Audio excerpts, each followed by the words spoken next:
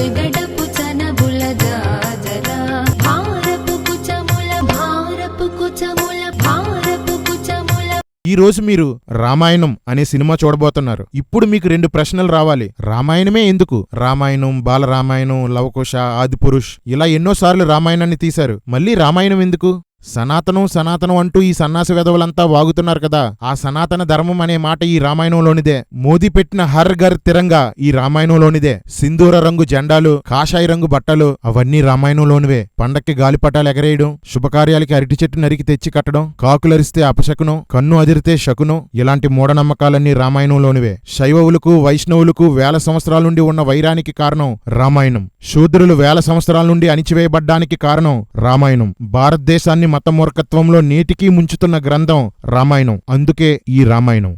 మళ్లీ రామాయణం ఎందుకు? రామాయణాన్ని వాల్మీకి రచించాడు. అదే మూల రామాయణం. ఈ రామాయణం తర్వాత ఆ కథని మధ్యలో నుండి కొందరు, రామాయణంలో నచ్చనివి తీసేసి కొందరు, రామాయణంలో పాత్రలు తీసుకొని వాటితో ఒక కథ రాసి కొందరు, రాముడి మీద ఉన్న భక్తితో రాముణ్ణి గొప్ప చేయడానికి కొందరు రకరకాల రామాయణాలు రాశారు. అవన్నీ వాల్మీకి రామాయణంలో నుండి ఎన్నో విషయాలు తీసేసి ఎన్నో కథలు కలిపేసి రాయబడ్డాయి. అలా 30కి పైగా రామాయణాలున్నాయి. అలా తులసి రామాయణం, కంబ రామాయణం, భాస్కర రామాయణం మొదలైన 30 రామాయణాలున్నాయి. ఇవన్నీ అసలు రామాయణాలు కాదు. మీరెంతకాలం చూసినా తీసిన సినిమాలన్నీ ఈ రామాయణాలే. వాల్మీకి రామాయణంలో సీత స్వయంవరం ఉండదు, రావణుడు స్వయంవరానికి రాడు, లక్ష్మణ రేఖ ఉండదు, శబరి ఎంగిలి తినిపించడం, శబరి నదిగా మారడం, రాముడికి లవకుశలకి యుద్ధం ఇలాంటివి ఏవీ ఉండవు. బేపన్ భయ్య మీ పిలకని కామెంట్ చేస్తే ధర్నాకొస్తారు. సినిమాల్లో మిమ్మల్ని తక్కువ చేసి మాట్లాడితే రచ్చ చేస్తారు. పురాణాల్లో ఉన్న ఏదైనా వాటిని చిన్నగా మార్చి సినిమా తీస్తే ఆ సినిమా రిలీజ్ అవ్వకుండా ఆపేస్తారు. పూర్వం విడుదలైన రామాయణం సినిమా దగ్గర నుంచి త్వరలో విడుదల కాబోతున్న రామాయణ్ వరకు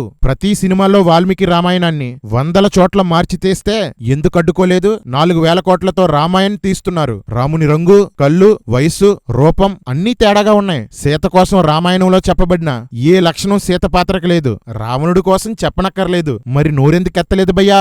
రామాయణంపై సినిమాలు వస్తే రామాయణం అనే కల్పిత కథను మన దేశం ఇంకా గుడ్డిగా నమ్ముతుంది. దేశం గుడ్డిదయ్యే కొద్దీ మీ బాపనోళ్లు మన ఎత్తి మీదకెక్కి ఇంకా తొక్కొచ్చు. అంతే కదా? మీకు పురాణాలపై గౌరవం కాదు, బొంగు కాదు. మన దేశం మీరు సృష్టించిన దేవుళ్ళని నమ్మాలి. అందుకోసమే నోరెత్తుతారు, నోరు మూసుకుంటారు. దర్శకులు, రచయితలు, ప్రవచనకర్తలు, పంతుళ్ళు దాచేసిన నిజ రామాయణాన్ని నేను తీశాను. ఇది వాల్మీకి రామాయణం మీద వచ్చిన మొట్టమొదటి సినిమా. చివరి సినిమా కూడా ఇదే. ఎందుకంటే ఈ సినిమా చూశాక ఇక రామాయణం ఉండదు. మీరు చూస్తున్న ఈ రామాయణం సనాతన ధర్మం నోట్లో పోస్తున్న సైనైడ్, హిందూ నమ్మకాలకి సీటు కింద పెట్టిన అణుబాంబు, మతోన్మాదుల మాటలకు దుఃఖంతో రగిలిపోతున్న సాధారణ క్రైస్తవ విశ్వాసులకు ఆదరణ.